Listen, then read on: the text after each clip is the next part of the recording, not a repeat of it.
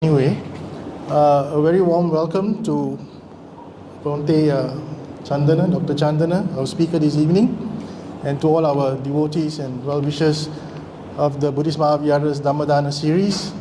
Thank you for taking time off to come and listen to Bhante on this golden opportunity that we have now after the pandemic to listen to a monk, a bhikkhu, live and in person, which we missed. And Bhante had spoken last Wednesday on the first part of Samma Ditthi, and today he'll be speaking on the second part on Samma Ditthi, following up on the first talk. Siri, this is for the monks. Let me quickly just read his profile.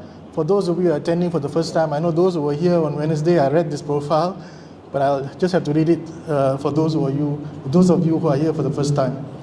Now, Bhante Dr. Chandana is a bhikkhu and a student of the Dhamma for over 30 years, whilst also teaching the Dhamma for the last 23. Bhante Chandana has a doctorate in Buddhist ministry, as well as advanced degrees in psychology, marriage and family counseling, and comparative religions. He's a licensed marriage and family therapist in the state of California in the USA. In 1999, his previous teacher, the late Dr. Havanpola Ratnasara, who had earlier introduced him to the Dhamma as a preceptor, conferred upon him the title of Dhammacharya, teacher of the Dhamma, during a convocation of the Sangha Council of Southern California, as he encouraged Bhante Chandana, or Mr. Gabis, I think then, to teach the Dhamma to the masses. I was Upasaka Chandana then. Upasaka Chandana, okay. Prior to his academic and applied background in the Dhamma and Buddhist studies, as a layman, Venerable Dr. Chandana has been involved in the professional world as an entrepreneur, starting on his own business at the age of 18, and then entering the field of education, where he became a high school teacher of biology and various disciplines in the area of science, and later as a college and university professor teaching courses in social sciences and humanities. Years later, working with patients as a clinical psychotherapist, having completed his degree and training in psychology and marriage and family therapy, Venerable Dr. Chandana worked as a mental health therapist, specializing in the area of trauma, depression, anxiety, relationships, and PTSD. Bhante Dr. Chandana has just recently joined us here at the Buddhist Maha Vihara, where he'll be staying as a visiting bhikkhu, holding meditation retreats both in person and continuing on his ongoing Zoom retreats with students from around the world, where he has given hundreds of Dhamma talks, which are now available on YouTube, as he resumes guiding students in their dedicated practice as per the Dhamma found in the earliest Pali Suttas and out of the commentaries. Now, a few years ago, Venerable Dr. Chandana began the ambitious project of narrating and recording the Pali Suttas to make them available for the masses and for posterity. Thus far, he has completed the Digha Nikaya, the Majjhima Nikaya, and currently he continues working on the Anguttara Nikaya, having already completed the Dhammapada in its entirety with commentaries, and the Uddana and Itivuttaka. And not long after starting this massive project, Bhante realized how it would be better to completely retranslate many of these suttas prior to narrating and recording them. So he did, as he now continues this noble work every day to finish it off as long as he lives. A year ago, Bhante also began extensive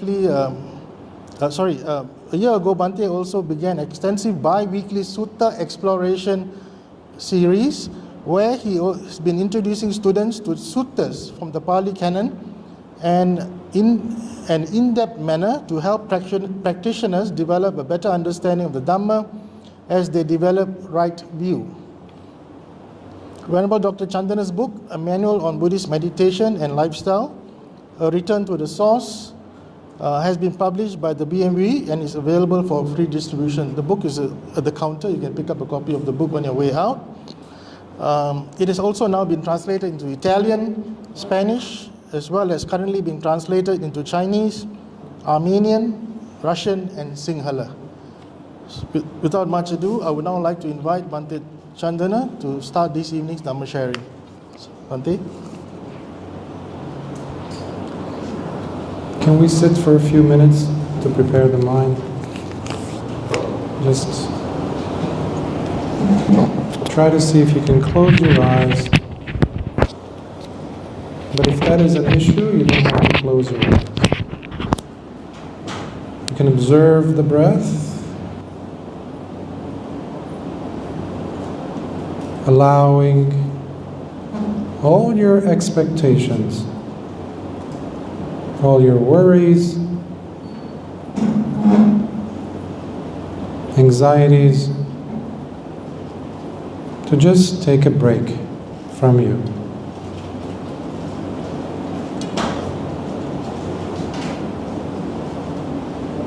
As you connect with the body,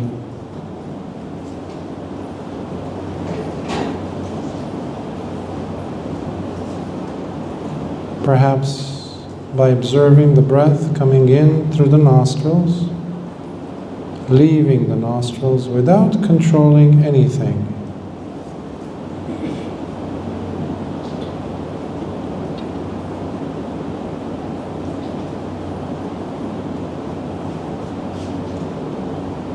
And if there's any tension anywhere in your body,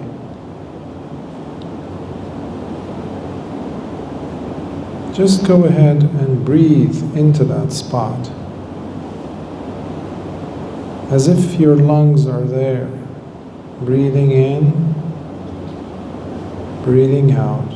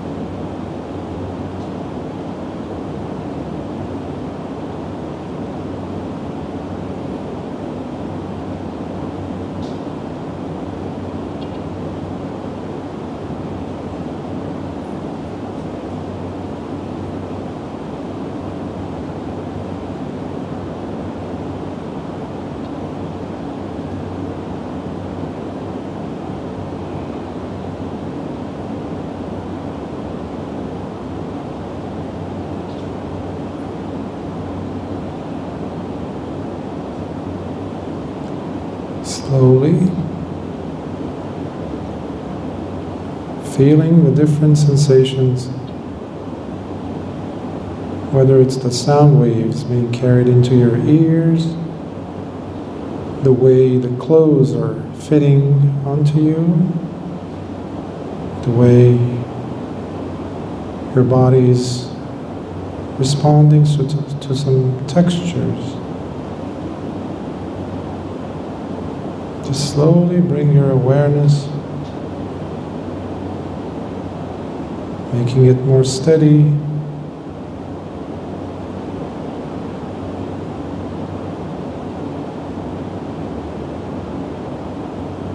Steady. And slowly open up your eyes.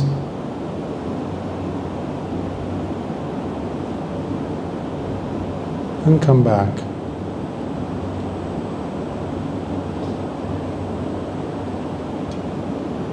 come back to the room.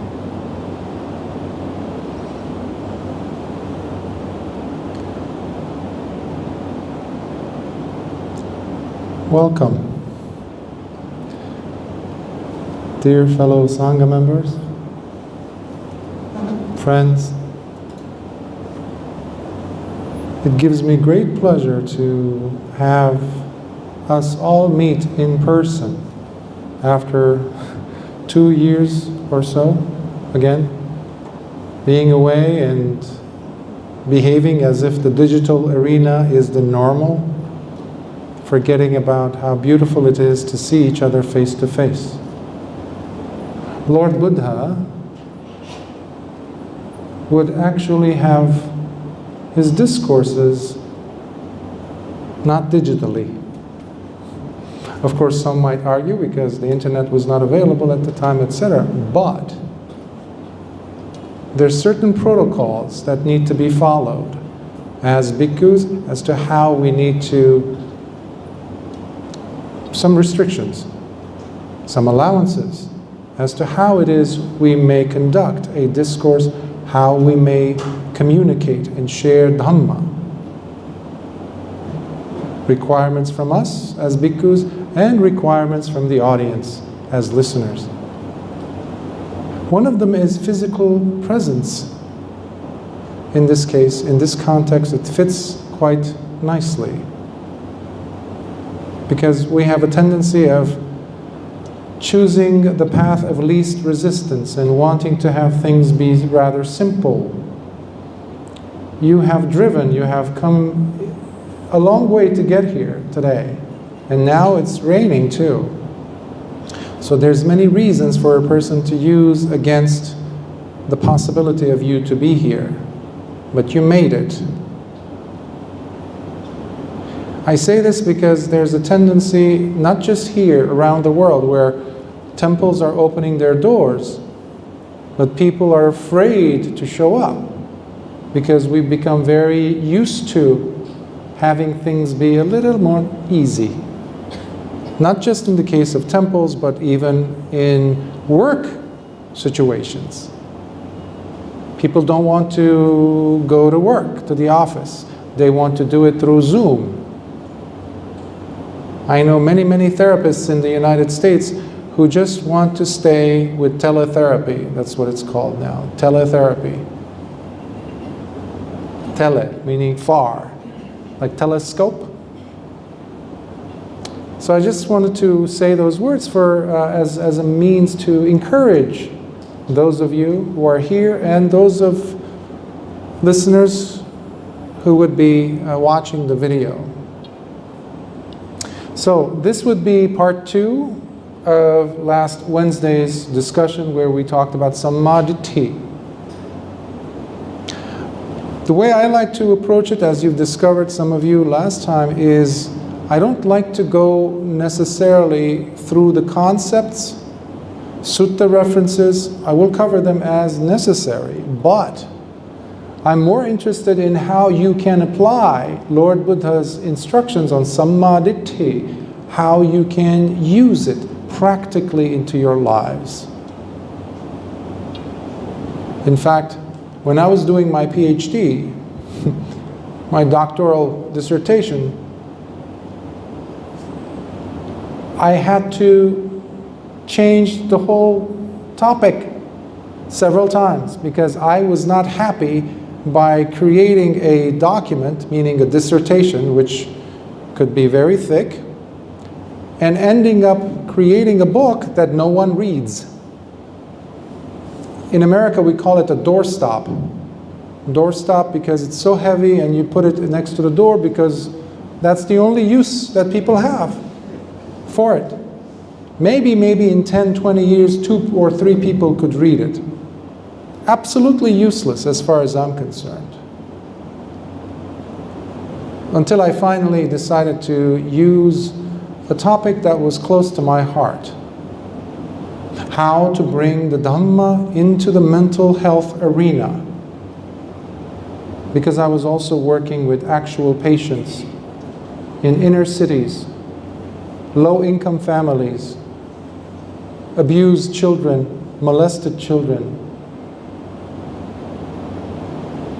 And many people were talking about mindfulness this, mindfulness that, but nobody was pointing the finger at where is this mindfulness coming from, this teaching. Many people were getting paid to teach mindfulness courses, but no one was saying, this comes from Lord Buddha's teachings. Satipatthana. Nobody was giving credit. Not only that, they had excluded Sila. Sila, which is the core. You cannot teach mindfulness without Sila. But that's what is happening in the world today. So, I was working with many children, many people. Some of them actually had gone through so many therapists before they came to me. So I was working with an agency and I said, with all due respect, these techniques you want me to do, they actually don't work because I tried them.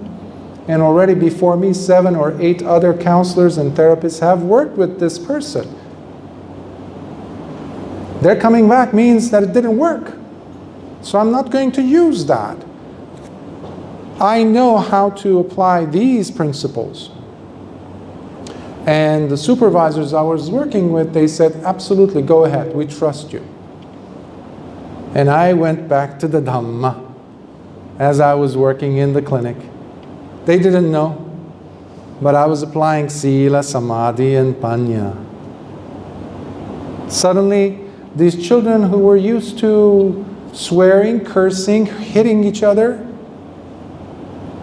cutting themselves, that's another thing that many individuals who are mentally disturbed, emotionally disturbed, they cut themselves. They cut deep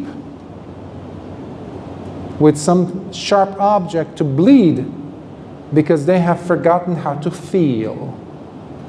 The connection with the body was completely severed for whatever reason. Maybe the child was 4, 6 years old and she was raped by someone they trusted. How can this person really have a connection with the body? They have no idea. So there is no Samma Ditthi, impossible. The person is lost in Miccha Ditthi, no Sila. So slowly, slowly they see how you are communicating with them. They see how the words you are using is coming from metta, even though they don't know what metta is, but they recognize metta. I guarantee it. You go anywhere on the planet, if you have metta in your eyes, in your heart, in your behavior, even if you don't communicate with the same language, you communicate with the thing that matters the most. Because they will see your smile and they will feel warmth in their hearts. And for the first time, people started to cry. Cry. We take it for granted. So the reason why I'm bringing these things up is simply to establish a reference point as to where we are today, currently. Because it's easy for us to talk about, do PowerPoints on, Samma Ditthi, Samma Sankappa, Samma Vacha. Okay, we can do the breakdowns and we can spend a whole week on the Noble Eightfold Path. A whole month. And when we get to Paticcasamuppada, good luck. We have 12 months, we can talk about it. Okay, how is this relevant to you? How is this applicable to you in your life? And that is my objective in today's part 2, as I talk about Samma Ditthi, in reference to your body. Our body, physical body. Most of the people who come to the Dhamma, they think that the Dhamma is all very heady, conceptual. I've had people who even said, oh, you Buddhists talk about dukkha, dukkha, dukkha, it's very pessimistic. And I say, no. The Buddha, Lord Buddha taught two things. Yes, he talked about dukkha, but he also talked about nirodha, cessation, release. And that comes from a deep understanding. Now, the thing that we often forget and we take for granted constantly is the body. The body. Some people think they have to go and study the whole Tipitaka, the whole Nikayas. They need to memorize all the suttas, they need to understand deeply the Paticcasamuppada, and then they can practice. Nonsense. Nonsense. Many of the people who came to hear, listen to Lord Buddha's discourses were illiterate. They probably didn't even know how to do math, arithmetic. But they recognized practical advice. Some of the students were courtesans, warriors, kings, thieves, serial killers. Remember Angulimala? Some people are surprised. How can a serial killer become an arahant? Well, pay attention and you'll find out. But we need to pay attention to this thing called the body.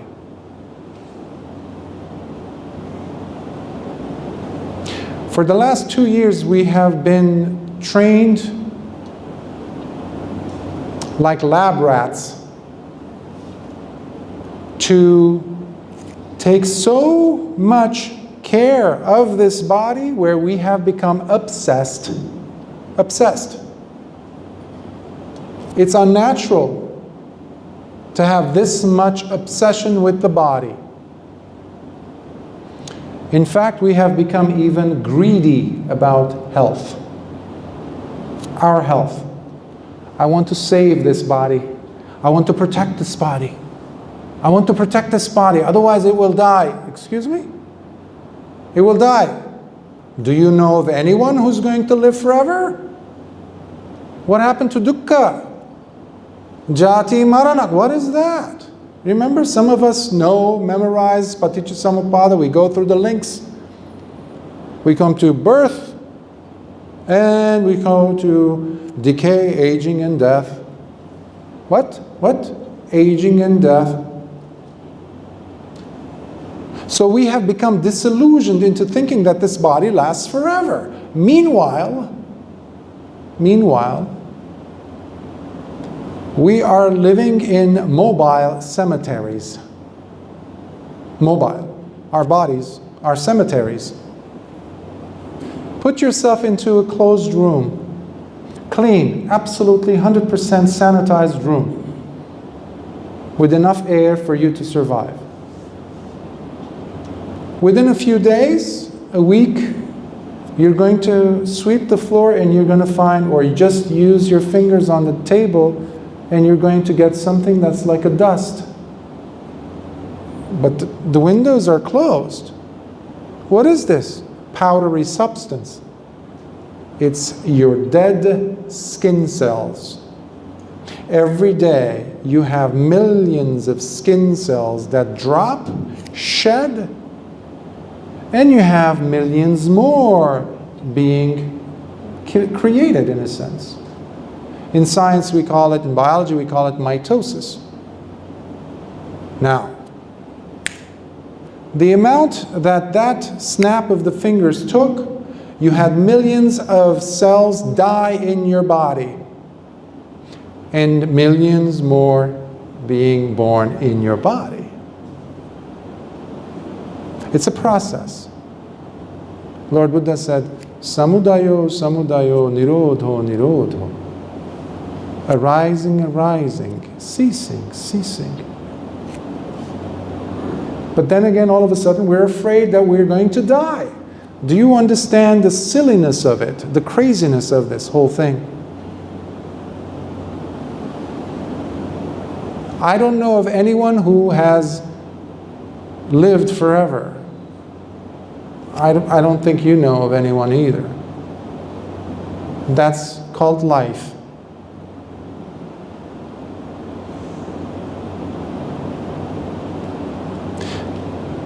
But it's amazing how the ideas that get to be poured into our brain, into our six senses, the salayatanang that we have, the eyes, the ears, the tongue, the nose, the body, the mind, the information we gather, we are not protecting ourselves against wrong view. See, right view is very much like health, a healthy body. So you can try to write a book on health, but you're not going to be that successful.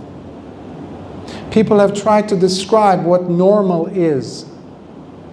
They don't know what normal is, but they can describe what is abnormal. Similarly, we can easily describe what is unhealthy, what is sickness, versus what is healthy. Similarly with right view. You extract, you pull out wrong view and you have right view. And that's what Lord Buddha was doing for 45 years. People had tons and tons of wrong view in their heads. In the Brahmajala Sutta, you have 64 views wrong views that Lord Buddha is talking about. To this day, people still argue. They think that they have great ideas, but when you look at the time and what philosophies that Lord Buddha was talking about, it's the same thing.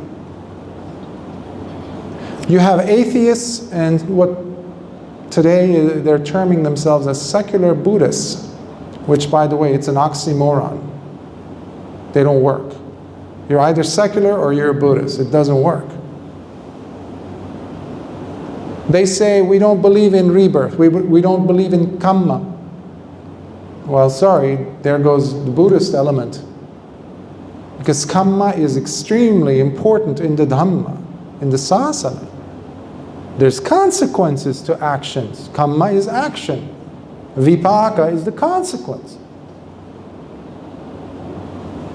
So, that is also wrong view. So don't let us be wise enough not to look at ourselves as saying, yes, yes, I'm a Buddhist practitioner, yes, yes, yes, but when it comes to these things,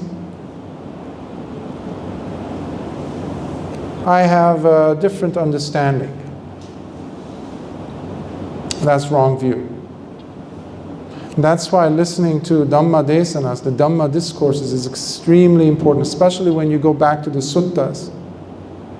You have a lot of commentaries these days, well, for the last several centuries. People have veered away, moved away from Lord Buddha's teachings. The suttas, the Pali suttas, the source of the teachings are there, not the commentaries. And they're a lot easier to understand. A lot easier to understand. So health. Health. We are trying to protect this body while being separate from the body. How does that work? People cannot even practice mindfulness of the body right now without looking down.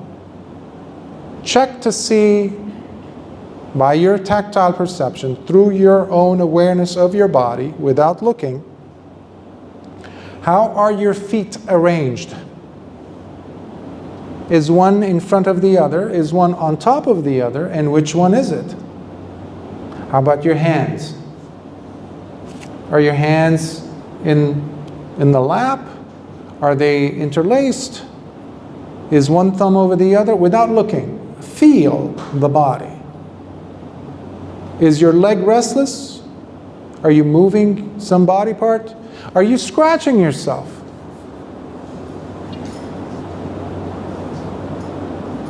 How much energy did that take?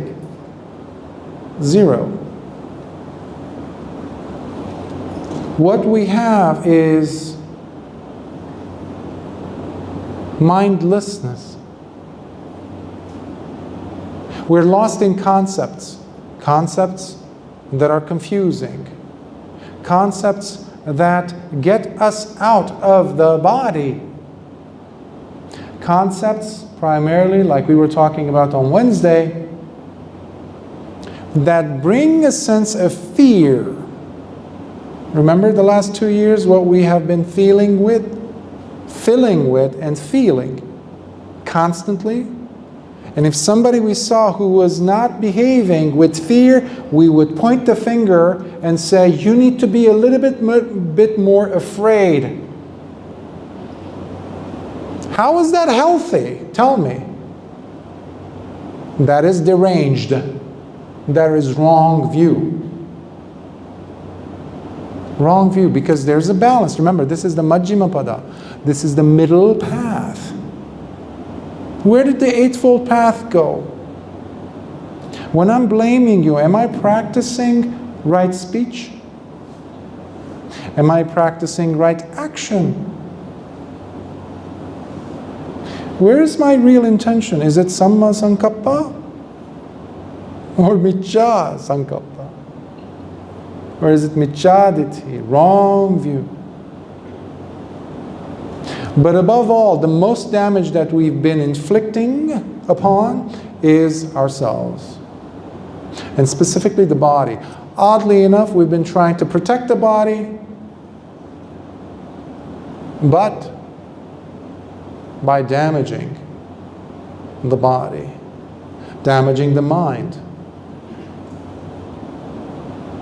But we are social beings. We know that from sociologists tell us, psychologists tell us, biologists tell us, evolutionary biologists tell us this, that we are ultimately social beings. They had an octopus one time in a lab. An octopus, the animal. Octopod. And it was in an aquarium. And somebody fed the octopus some dead shrimp. And the octopus ate it. And then they had this small metal case placed inside the aquarium. And they took the shrimp and they put it inside. And they closed the lid of this small metal case. And then it had a latch, a lock. And they locked it. Now the octopus didn't see any of this because it was not in the aquarium at that time. So the octopus is now placed inside the aquarium. And the octopus smells there's food here. I don't know if I'm just making it olfactory. It senses it has the senses, I'm sure, in the water. So it's picking up the scent of this prey or food. So you see the octopus wrapping its tentacles around the case, the metal. It's trying to open it. It can't open it. Until the scientist comes in intentionally and moves the latch. The octopus is afraid, pulled aside to the side of the aquarium, and it's looking, watching. And then the scientist opens the latch, opens the cover, and then closes it and puts the latch back, the lock. Moves out of the room. And then it's a one-way mirror. Because if there's a human being in the room, the octopus is not going to move. It's afraid. So they're watching this, they're recording this on camera. Guess what the octopus does? It comes out of its corner It uses one of its tentacles, just like a human being did, opens up the latch, lifts the cover, eats the shrimp. Now, this was not the most amazing thing yet, because they bring in another aquarium with another octopus. Now, they again put the shrimp inside this case, close it, and they have another case in the other aquarium. They put another shrimp in that box. Now that octopus did not see this. So they turned the aquarium so they could face each other.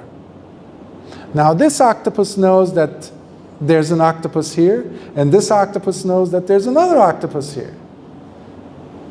Now this one is trying to open because it wants food. It can't open it. This one reaches over, opens up the latch, eats the shrimp. Guess what this one does?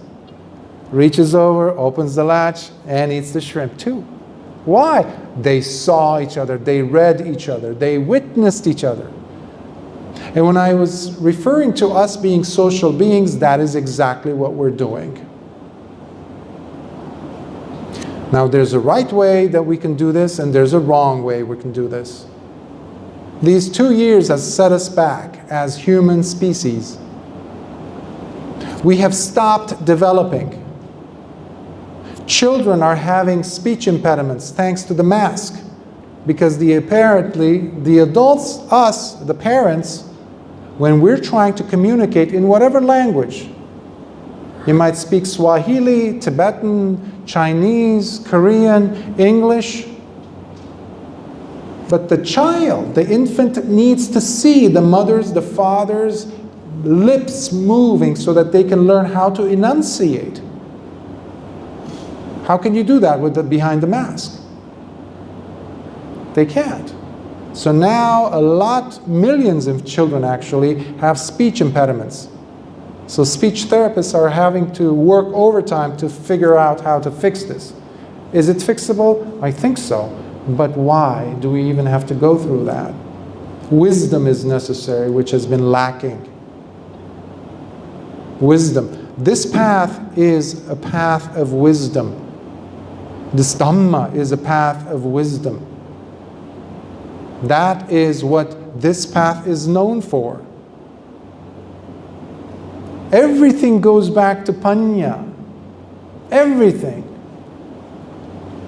Whether you're talking about the 5 spiritual faculties, whether you're talking about the Sattabhojangas, whether you're talking about any of the principles, it's always related to Samma Ditthi, which is Panya.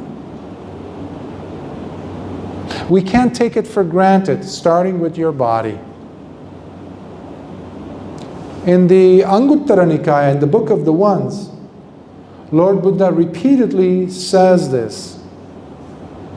Mindfulness of the body, mindfulness of the body, mindfulness of the body. The way to the deathless is mindfulness through the body. Amata dhatu, deathless element. Later on, when they went to talk to the students went to Venerable Anuruddha, they said, Bhante, how did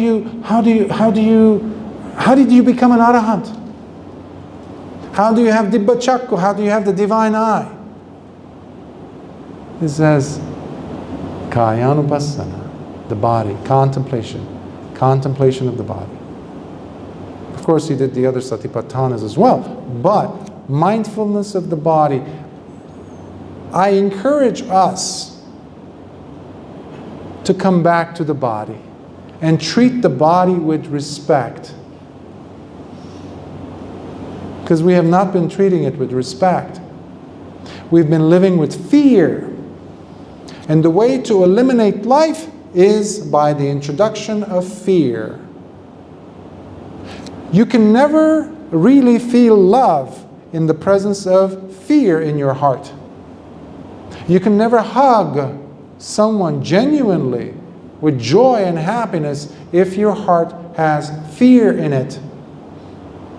You can never be honest when you have fear in it. Stalin tried it. Mao Zedong tried it. Hitler tried it. You have to respect me. Well, how? Fear. Saddam Hussein used to do that in Iraq. And every big autocrat or fascist or whatever you name it, anyone who's trying to control others uses fear. And that is what's going on in the world today.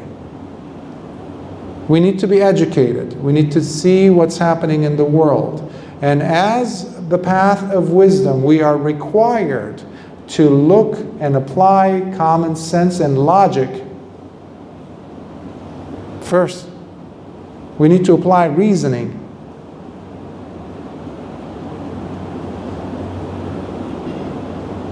Remember, everybody talks about Kalama Sutta. Everybody talks about it. But do we even understand what the sutta is all about? Kalama, the people of Kalama, were highly intellectual people. They knew what's what. They weren't blind believers. They had seen all kinds of sages come down the Himalayas, pass through their villages, their cities. And they see Lord Buddha come, and they expected him also to say, believe me, don't believe the other teachers. That's why they were confused when they shared that concern, and Lord Buddha says, it is understandable, your confusion. It's understandable.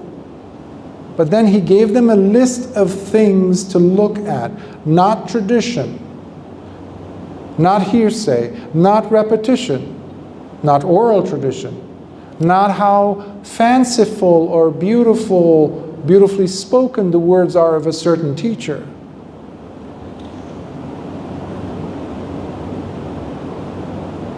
Application-based.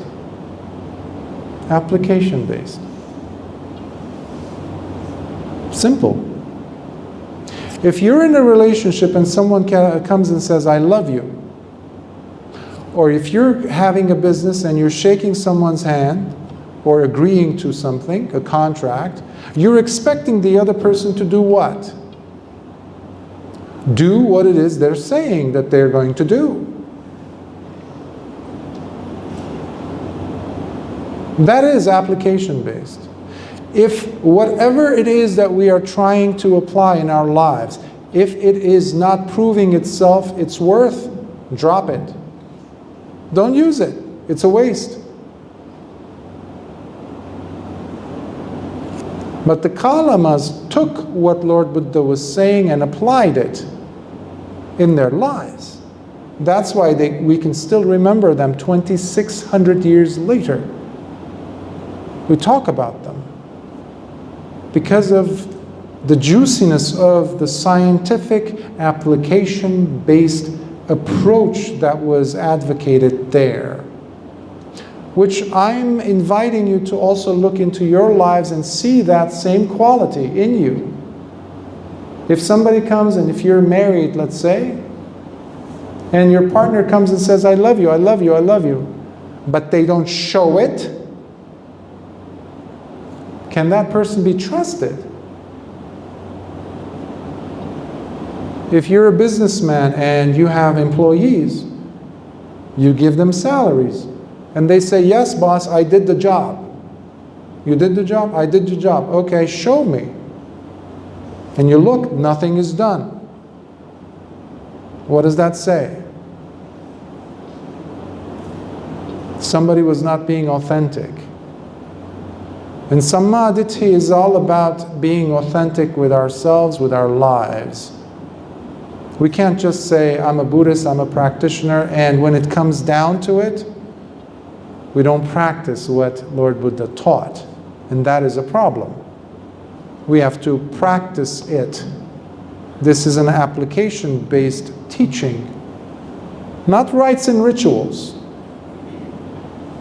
Not rites and rituals. Remember, one of the first things that drops, there's 3 sangyojanas that drop in the case of a sotapanna. When a person becomes a stream winner, 3 things drop. 3 fetters. One of them is rites and rituals belief. That if I do this, I'm going to get some kind of salvation, nibbana or something. That's why that person is called a sotapanna. Entered the stream of awakening. They only have about 7 more lives at the most to attain full arahantship. One of the things that dropped is the blind belief in rites and rituals. This path is not about rites and rituals. This is about practice, application. So, from today, as you're leaving this hall, when you're taking your step outside this door, check your attitude. See if there's any fears that you are carrying with you from room to room.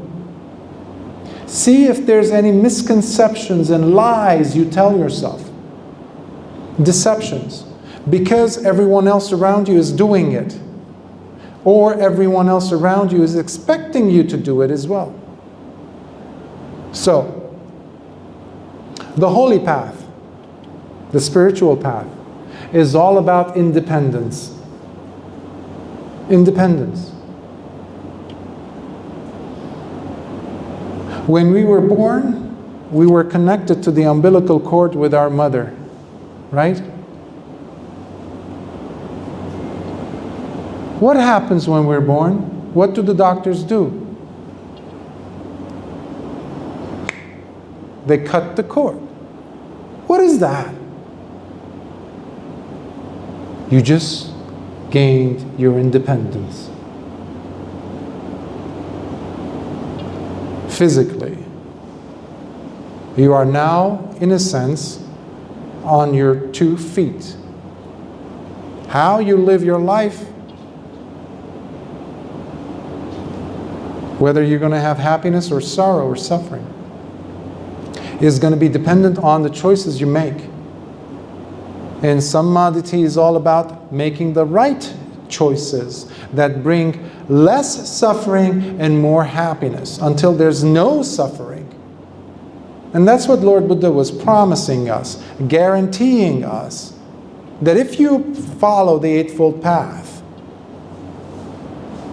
there's a lovely saying where the bhikkhus come and at the end, in the Maha Parinibbana Sutta, when they ask Lord Buddha and they say, Bhante, so they ask him about whether there's other traditions where arahants could happen. He says, shh, listen, he says, so long as there's the Eightfold Path available, so long as there are teachers who are teaching you the Eightfold Path properly, and above all, so long as there are people who are practicing the Eightfold Path, the world will never be short of arahants. So every time I teach or I hear or I attend Dhamma talks, and when I hear and I see and I witness how people are still talking about the Eightfold Path, gives me hope that even today, the Dhamma is alive. The Dhamma is alive. There are arahants in the world. There are anagamins in the world right now as I speak. There are sakadagamins now in the world. There are definitely sotapannas in the world. But that does not come by miccha ditthi. That comes from Samma Ditthi. Each one of us has that potential.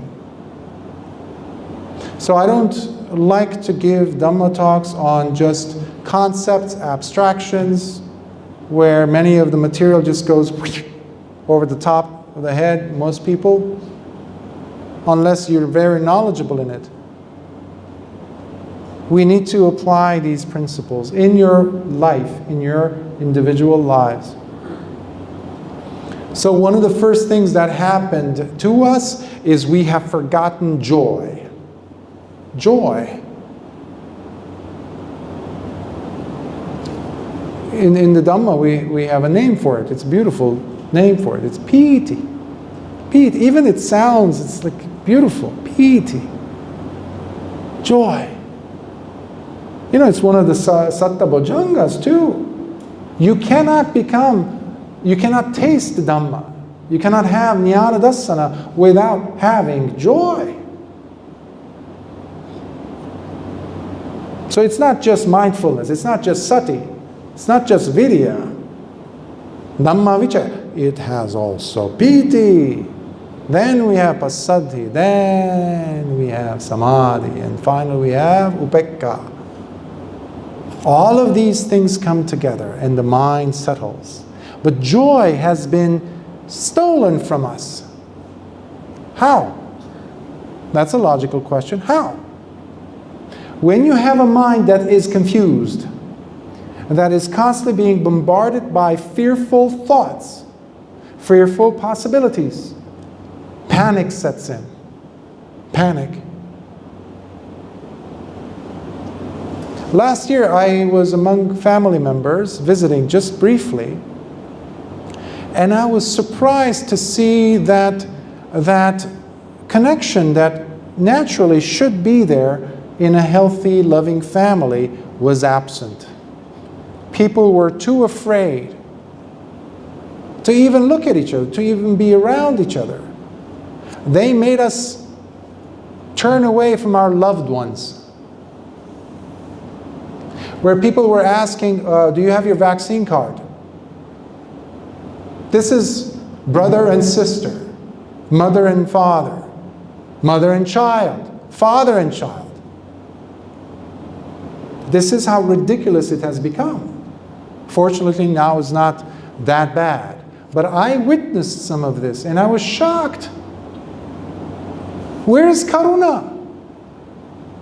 Where is this compassion thing, business? What is this?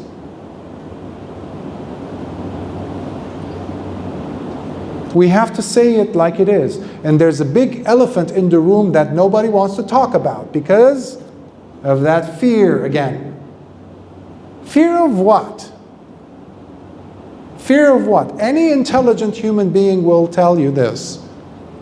And psychologists who are wise, doctors who are wise, philosophers who are wise, intelligent people who are wise, say this.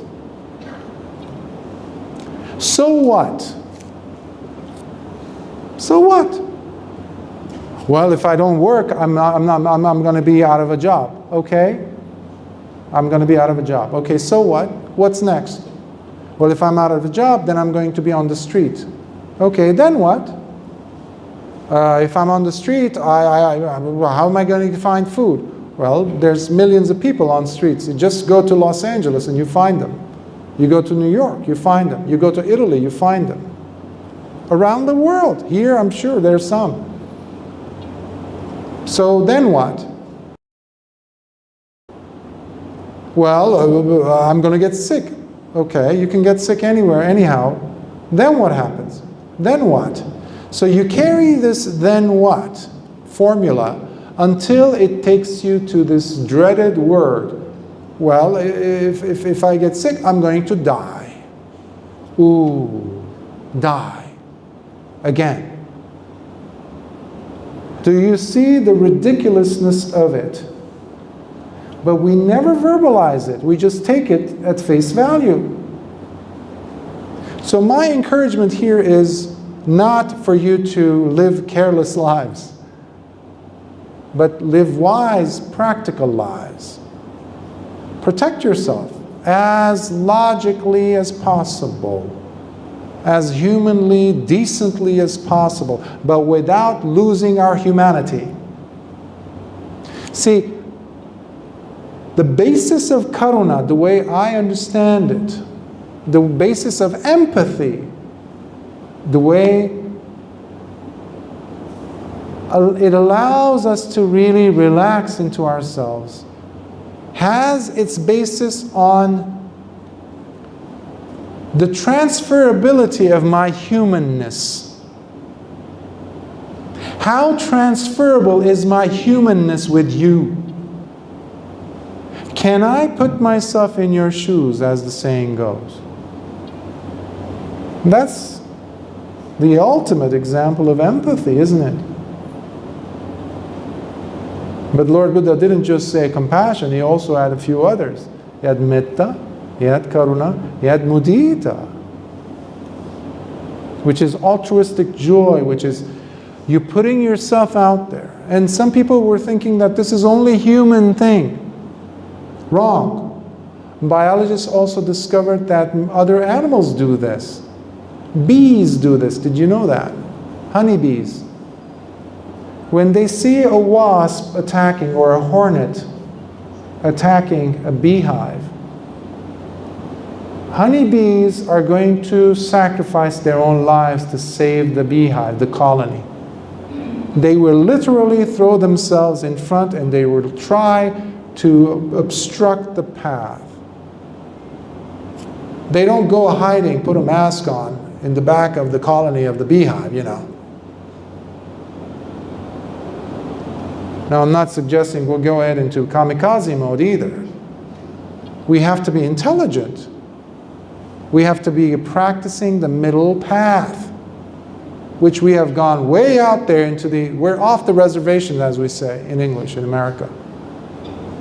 So we need to be wiser. An application of wisdom, a Samma Ditthi, that's what it is. Because joy needs to be brought back into our lives. And it cannot happen unless we kick out panic, confusing thoughts, any kind of commotion. One of the requirements, actually, in the Book of the Sixes, in the Anguttara Nikaya, Lord Buddha says that so long as there is agitation or restlessness, uddhacca, in the mind, so long as there's kukucca, which is the worrisome thoughts, remorse. Worries, are we familiar with that during these 2 years? We're masters at it. We can write PhD thesis on this, each of us. That's how well we know what it is to be worried. So long as the person has these qualities, it's impossible for us to experience Nibbana. Forget about Nibbana, to even rest and relax.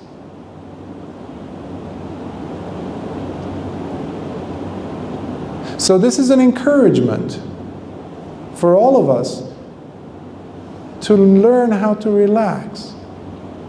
When I have students come over and they want to hear some Dhamma and they ask for an object of meditation, one of the first things I encourage them to do is the morning when they wake up, the moment they wake up and they know they've woken up, even if the eyes are closed, they have to smile. They have to smile. And they ask me, Bhante, why do I have to smile? There's no reason. Really? Really? There's no reason. You're alive. You're breathing. That's a good reason. Always a good reason. Go and ask a person who has asthma. When I was a child, I had severe asthma. It feels like the air is sucked out of your lungs. Everybody's breathing except for you. Talk about panic. Confusion. So the first thing to do in the morning is wake up with a smile. Even if your eyes are still closed, but you know you're awake, lift the corners of your lips up. Just up. There were 2 experiments done. One was done in Germany. The other one, I think it was in Indiana, the state of Indiana in the United States. And they had a bunch of students, graduate students, walking around the campus during the day. And they had all these sensors, so blood pressure was being checked. So they had all these gadgets and sensors around their body. And they also did some blood tests before, during, and after the experiment. So they have a good baseline to start with. So they walked with a pencil in their mouths, like this, which mimics what? Smile. Now, they didn't know what was happening. The scientists didn't know what was happening, but this was an interesting experiment, they thought. They had some hypotheses. So at the end of the day, they're surprised with the results. They're looking and observing all the data that came in, and they see how even though the person did not have a particular reason for them to be happy, that part of the brain that is responsible for falling in love, for experiencing intense joy, suddenly was lighting up like a Christmas tree, as they say, like fireworks. Scientists didn't understand why. This person was not watching, was not with their loved one, they weren't dancing, they didn't have a child, they didn't have their graduation. Why was this person so happy? And then they figured it out. Because that part of the brain that is involved in that level of joy, experience of joy, and releasing those peptides that go all the way around the body thanks to the bloodstream, was being instigated, triggered, not by the eyes, because they thought the eyes must see it. Because the eyes were not seeing anything like the facial muscles.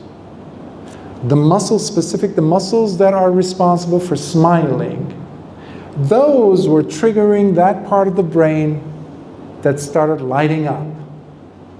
The brain started saying, I don't know what's happening outside. The eyes are not giving me any data, but something great and amazing is happening. How do we know? Look at the muscles on the face.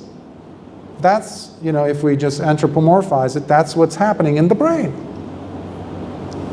Now, the interesting thing happened, the opposite happened when they had the person walk around with a frown, meaning the lips were going not up now, they were going down.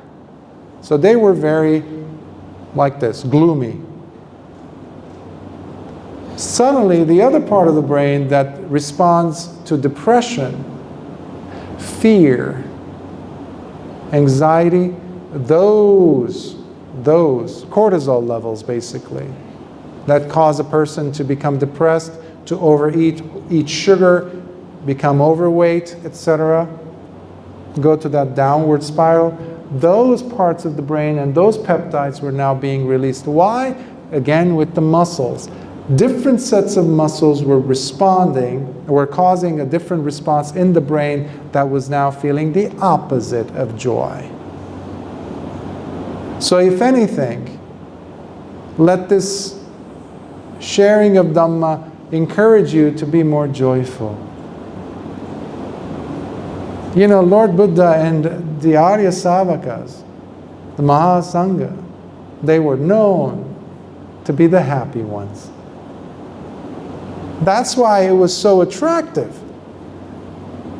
Lord Buddha was not gloomy, sad, upset. Nobody would have come and given him dana. Are you crazy? People forget that Lord Buddha's method was so human, was so relatable. We have turned him into a god or a deity. We've forgotten that this was a teacher who understood the real world. That's why we have such a vast library of his teachings, targeting every single thing, every single aspect of our human dynamic situations. He talks about accounting. He talks about business. He encourages relationships to be healthy. He talks about, I think it was King Pasenadi, right? About proper eating. Instead of filling up his belly, to walk away with a little bit less food. Because he would come to Lord Buddha sitting and he would, I ate too much. So many different aspects, so we forget the human element of the Dhamma.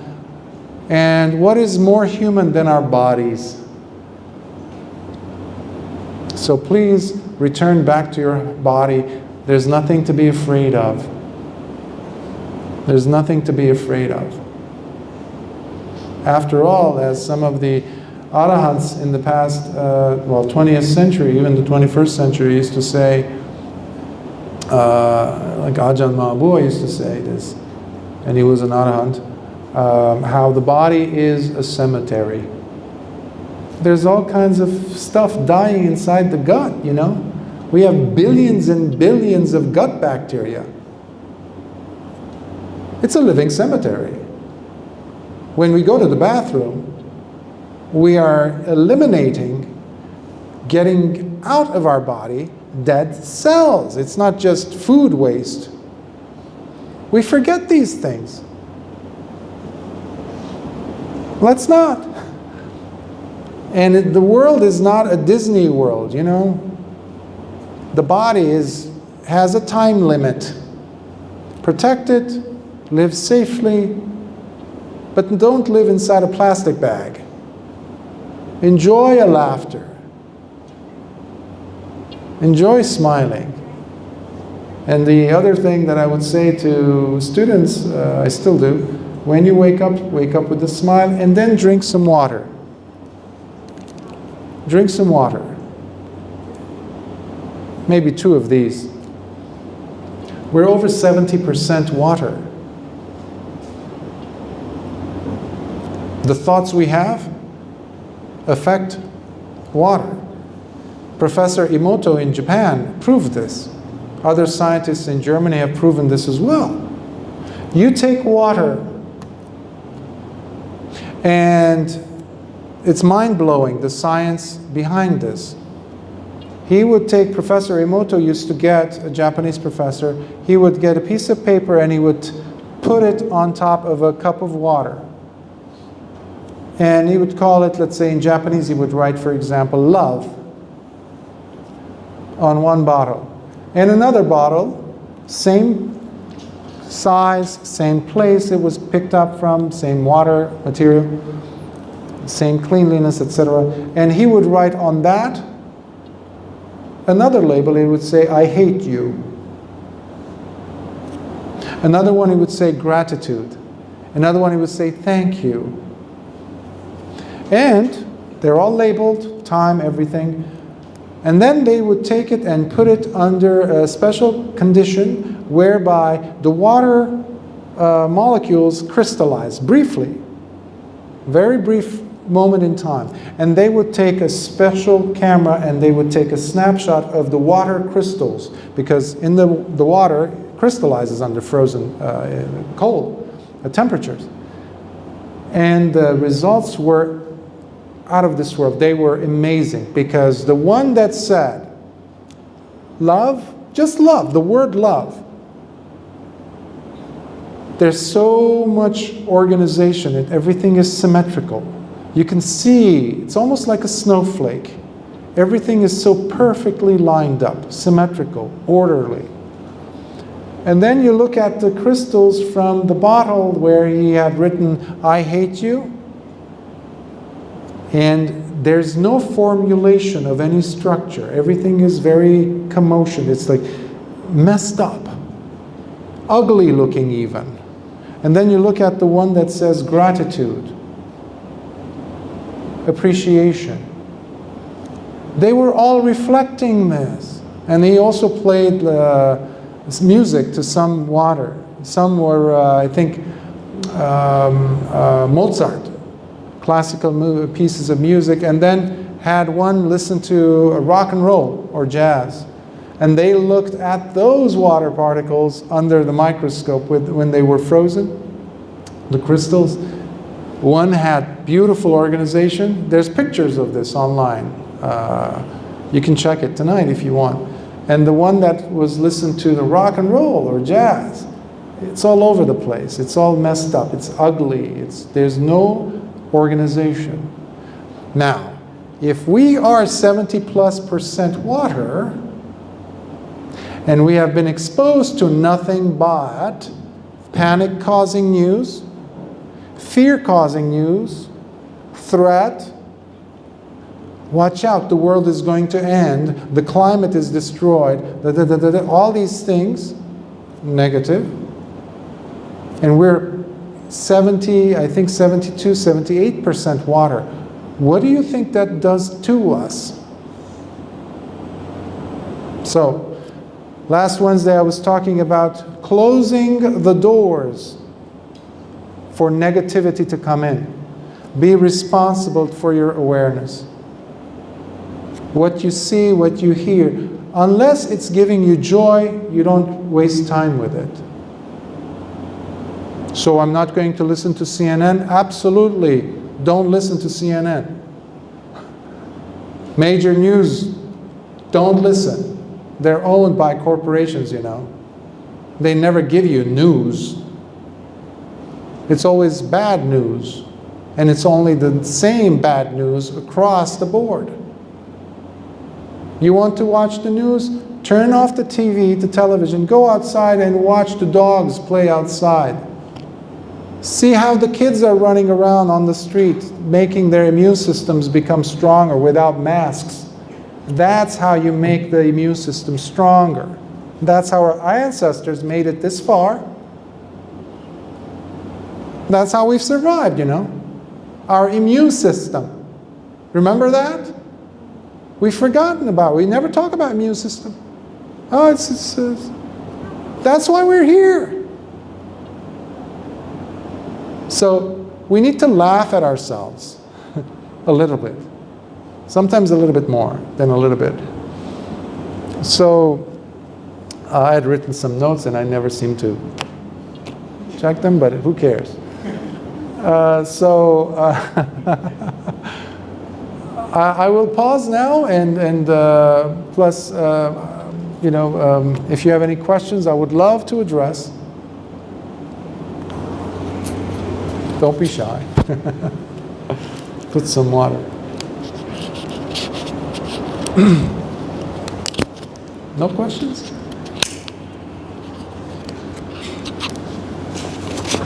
Yes. Please, Venerables, I don't want to keep you from your program. Thank you for attending. Any questions whatsoever? Yes? Just wondering, you're supposed to react with you're supposed to act with wisdom. Yes. But the last 2 years, the COVID days, what would have been a better way to manage this process? A very logical, very matter-of-fact question. I appreciate that. Doing what the authorities are expecting from us to do, I would say yes. However, knowing to put a limit on it. As far as, are your thoughts affected so much where you're losing sleep over this, where you are now obsessed with everything you touch, with everyone you meet? Or are you meeting even people, or are you completely foregoing that? You're completely avoiding that because of, oh my, what if I catch something? You know, a few years ago, there's a book called, for psychotherapists and psychologists, we use this around the world now, unfortunately. It's published by APA, which is American Psychological Association. And it's called the DSM-5, Diagnostical and Statistical Manual of Disorders. Now, they used to have this condition called hypochondria. 8 billion of us have become hypochondriacs. Which part of that is normal? 0. Now, a little bit of information on the DSM-5. Several years ago, earlier than that, it was DSM-4. Today, it's about this thick. And the pages are very, very thin. You can almost see through them. About 5-7 years before that version came out, there was a DSM-4. And it was a little bit thinner, with thicker pages. 10 years before that, there was DSM-3. with less diagnoses. DSM-2, DSM-1. A few pages. That was in the 70s and 80s. People are hired, psychologists are hired in almost every kind of business, especially advertising. The amount of advertising that has been going on to promote anything from masks to the vaccine have been amazing. If they want to sell you this, they have somebody on the panel with a psychology degree. How can they make you buy this? How can they make you buy this? The 20th century was the century where they mastered the art of creating something and making you, who did not need it, to look at it and say, I cannot live without it. That's sadistic. But that is what we have been programmed by for the last 2 years. Everywhere you go, I've been traveling this past 2 years. I was mentioning 2 years ago, in the middle of COVID, I was in Europe, in Milan, like the epicenter, as it were. And I was talking with people, I was associating with people, I was aware, I wasn't careless, but I wasn't taking it to ridiculous lengths. But like I was saying about this family member, they were just lost it. That's how they were seeing it. 3, 4 layers of masks. What are you expecting to do, to have that do to your brain? The biggest consumer of oxygen is the brain. I'm not giving it oxygen. What do you think that's going to do to my thinking? Especially for children. So, doing whatever is logical, commonsensical, protect yourself, use sanitation or sanitizing, but don't fill your tub up with it and swim in it for a few hours or a few days. Some people were just constantly putting sanitation. They go inside, they go outside, sanitize. Well, you're killing millions of tiny little organisms that you need to keep you alive. There's capillaries here. That's why you bleed. If you put a puncture with a needle, you bleed. Why? Because there's capillaries. You're killing those capillaries. So and the system, unfortunately, was promoting that kind of nonsense. That's something I definitely saw from day one, that this is wrong view. And I was just sharing with Brother Leslie the other day how 2 days after I came to Malaysia, or to the Buddhist Maha Vihara, the news in the US confirmed what many people, including myself, have been saying all this time. The FDA now considers COVID to be the same as influenza. What? How can it be? All this. And now you're saying this. Again, I'm just going by the data of the news in this case, from a source that, it's there, it's FDA.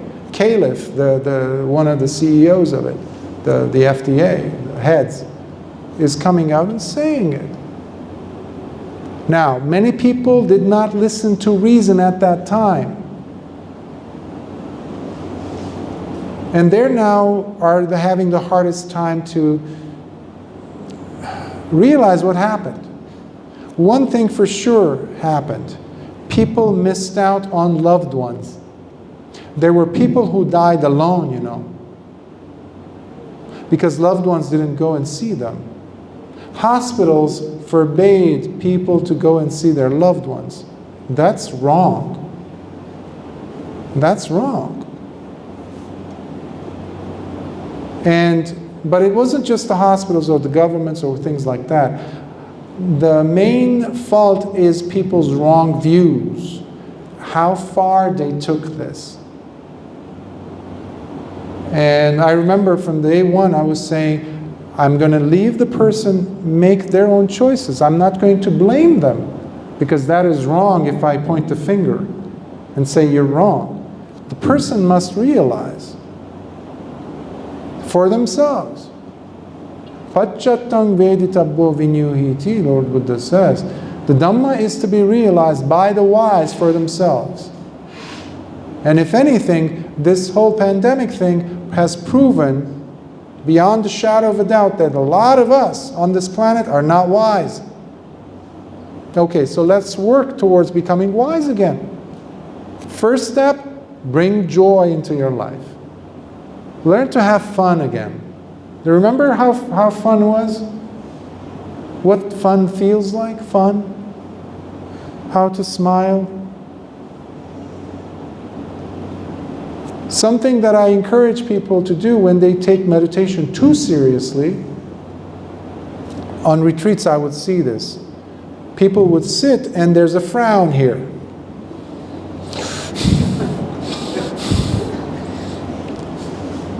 One thing guaranteed, there's not going to be Nibbana. Forget about it. It's not going to happen. Lord Buddha's, look at his face. It's a pleasant smile. And we have this on record in the suttas. Specifically, we know how he chewed his food, we know how he walked, how he turned his body. We know this from accounts that were taken. But you never see him frowning.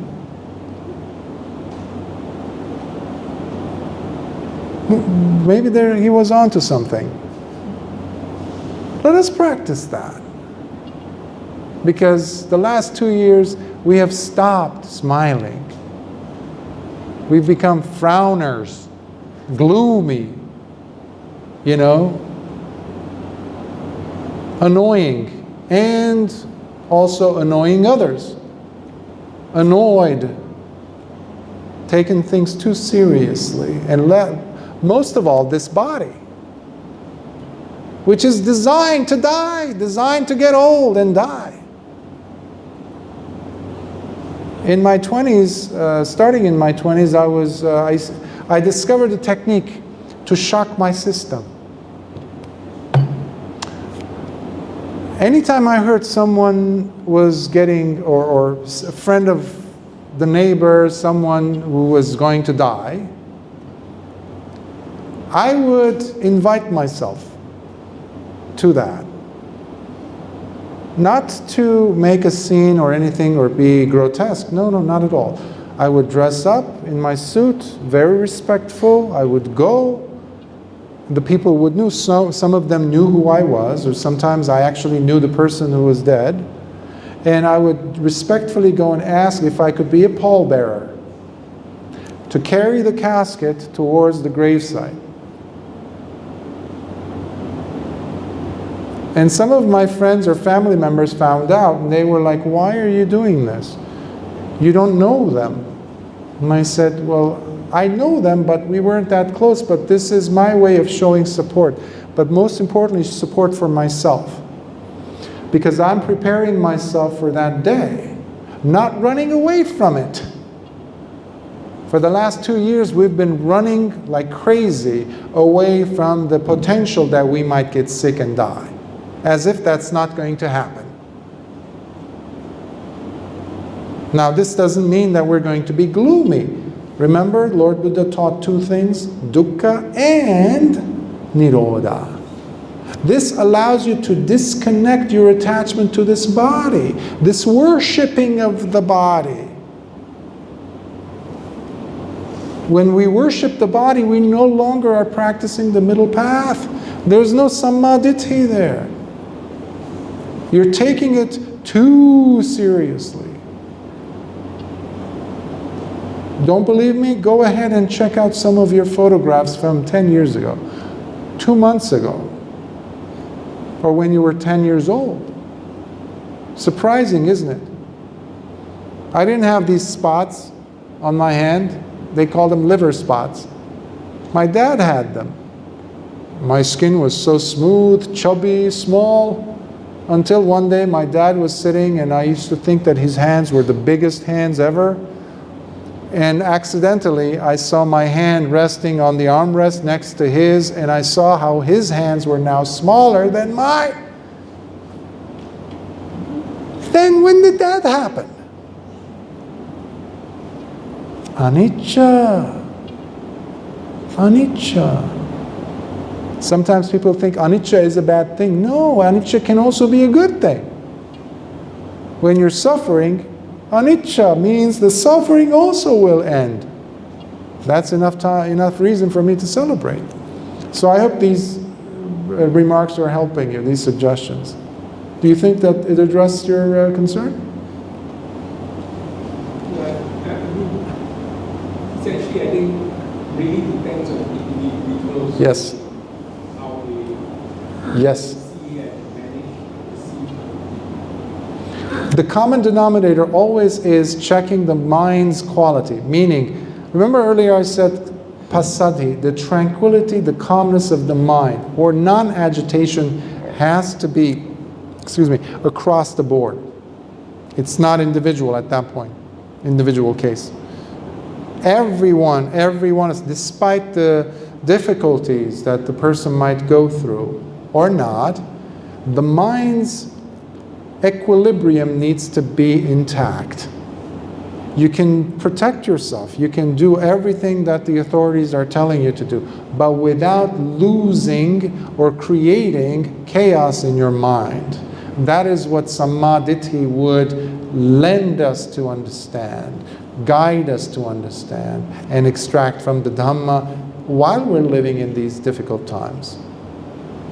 So check the quality of your mind, checking your feelings. Your feelings will never lie to you. Okay? Your feelings will never lie to you. When I would have a session, in a therapy session, people would come in, I would always have them check, I would ask them, what is the feeling you're having? Sometimes there's been an entire session where a patient did not want to say anything. Complete silence. I didn't want to interfere. I said a few words and I walked away, pulled away. Until the time would come where I say, I'm going to ask you or say some emotions, words. You nod if I get close to what you're feeling. Because the person didn't know how to name the emotion. They were so disconnected from their bodies. So I get to, let's say, sad, no reaction. Joy, no reaction. And then I would, for example, say anger, and they would go, they just identified a feeling through the body. Because we take it for granted that we all must know what feelings are. We don't, because there's this disconnect. That's why we practice meditation. Even if you practice 5-10 minutes a day, that's wonderful. Like today, we just sat maybe for a few minutes, listening to the breath. Becoming acquainted with the body is very important. And the feelings is like the gateway, the doorway to the body. And the body never lies. Trauma experts say that. There's a professor named Bessel van der Kolk, and he has, I met him, is a great researcher on PTSD and trauma. Bessel van der Kolk, K-O-L-K. He's Dutch, but he lives in Massachusetts, US. And he has a book called The Body Never Lies. Wonderful book. Because our thinking is not as important as what the body is trying to say.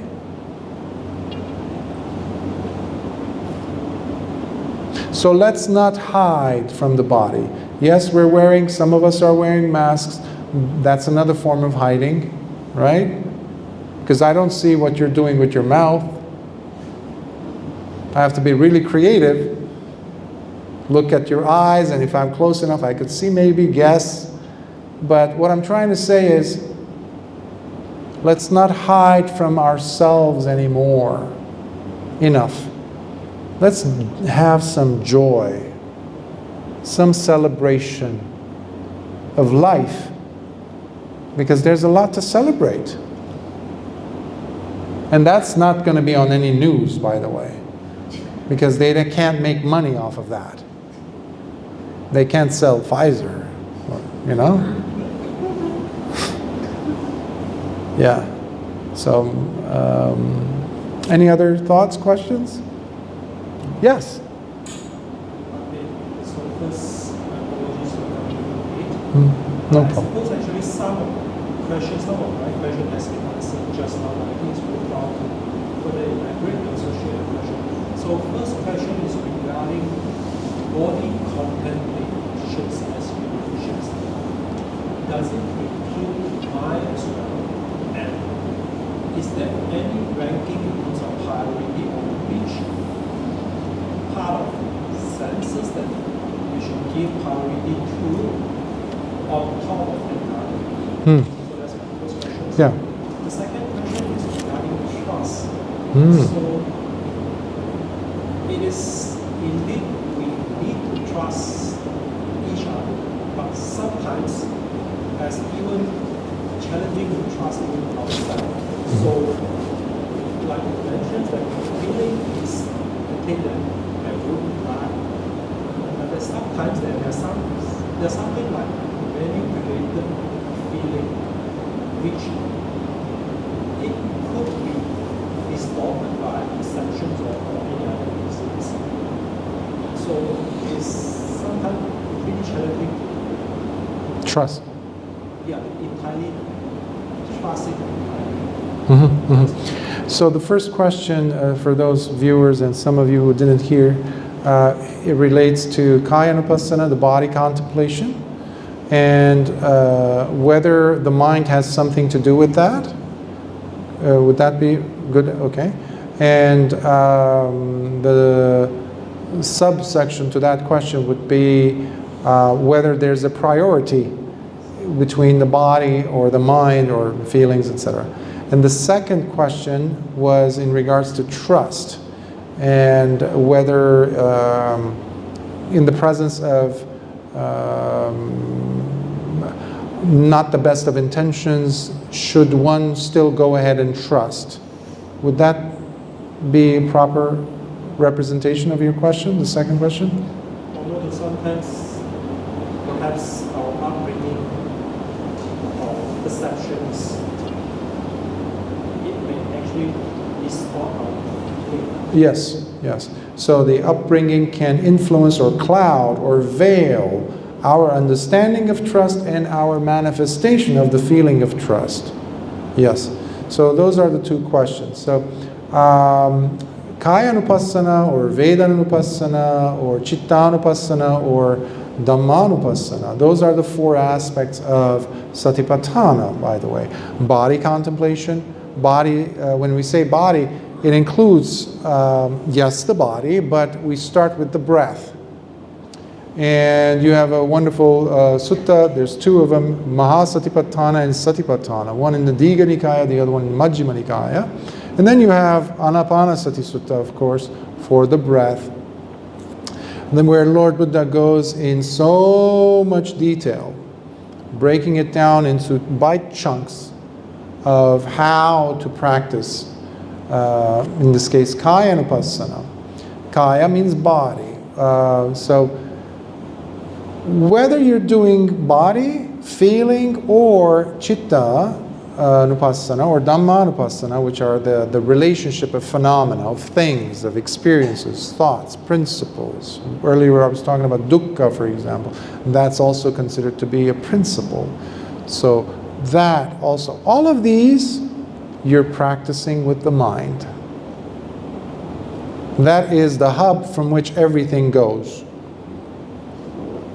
It's like the door that opens up to many rooms. So, or like the main door, main gate, from where the awareness is taking place. So, just to briefly answer that question. Now, as far as the priority goes, is it the Kayanupassana? Which one is more? It really does not matter. Now, of course, it has its 4 levels to it.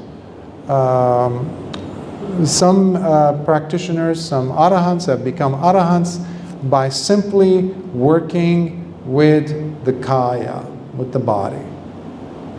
Webu Sayadaw just did the breath for 4 years.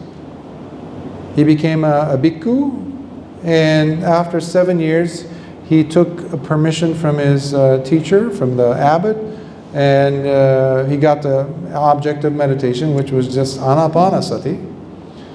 And he says, if Lord Buddha did it, I want to test it to see if it actually works. Pretty legitimate, practical, scientific, I would say. And his teacher at the monastery says, okay, you go ahead, and then when you do it, when you get there, teach me. He's in his 20s, he's 27 barely, Webu Sayadaw. He goes, isolates himself in a kuti somewhere far from the main monastery.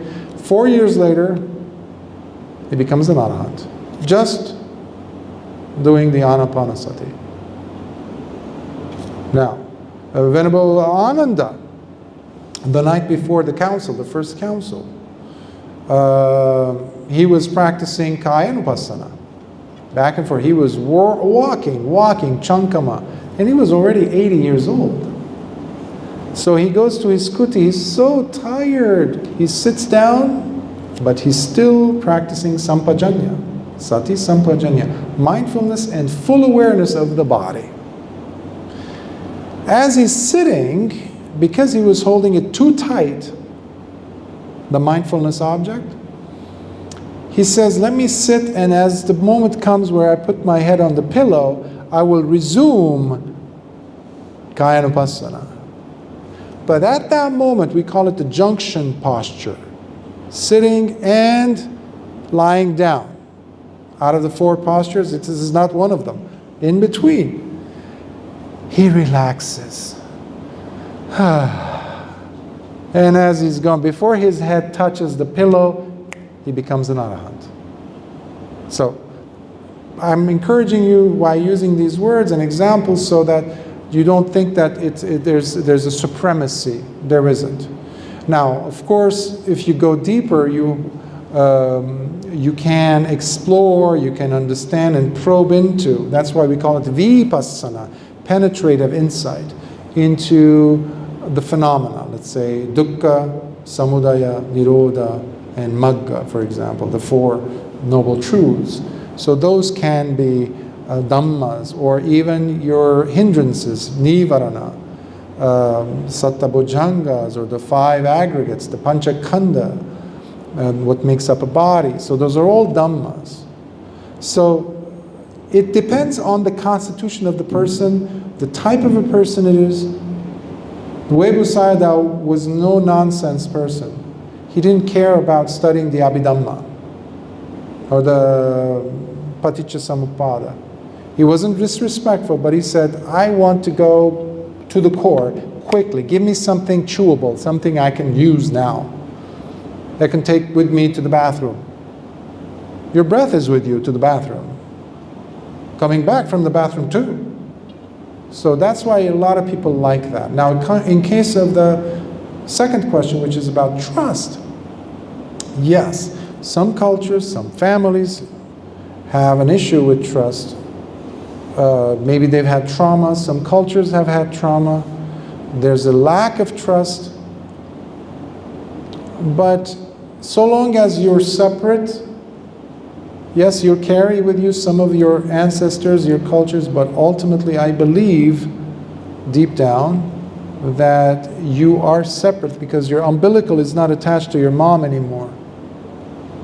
You can make choices. I come from an Armenian background. I'm the first Armenian bhikkhu on the planet. I went to Armenia 2 years ago in the middle of COVID. Everybody's looking at me as if I landed from Jupiter, as if I have 2 heads. They don't know what is this. So immediately they put me in a box. They said, this person is not Armenian, because there isn't. Actually, after I became a bhikkhu, months later I found out that there's another bhikkhu who had just become a bhikkhu after me in Sri Lanka. So I'm glad to say there's two of them. So the reason why I'm saying this is that to this day, I mean, my family accepts, but kind of like this. They have an issue with calling me Bhante. Why? Why should I call you Bhante? Well, what is that? What is that? What is that? I have friends who I had to end relationships with. Actually, they did because it didn't match. Now, similarly with trust. Because ultimately, what is the thing which is blocking? You said the block or veil, obstacle. What is an obstacle?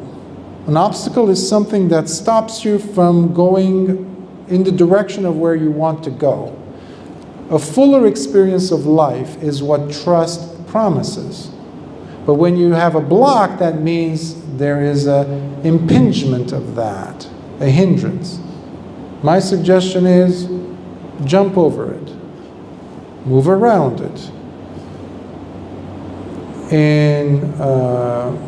In the Dhamma, we have examples, and also in the Tao Te Ching, in Lao Tzu's sayings, water.